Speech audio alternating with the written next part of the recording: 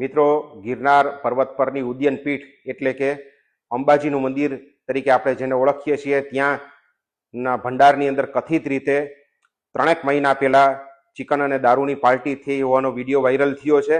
મિત્રો, આ pre planned કાવતરું છે કે કેમ એની તપાસ પણ થવી એટલા માટે જોઈએ, કારણ કે નોનવેજ અને દારૂ છે એ બહુ બટ નેચરલ છે. રોપવેની અંદર જ ત્યાં પહોંચ્યા હશે, અગાઉથી લાવવામાં આવ્યા હશે.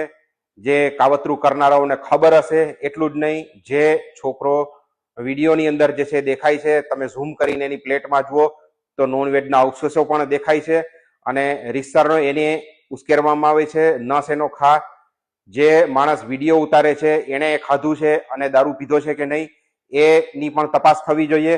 અને વિડીયો શા માટે ઉતાર્યો અને ઉતાર્યા પછી વાયરલ થયો, તો એનો અર્થ કે આ એક પ્રી પ્લાન કાવતરું છે. પ્રી પ્લાન કાવતરું શા માટે છે એની પણ આ મામલે તપાસ થાય એ જરૂરી છે.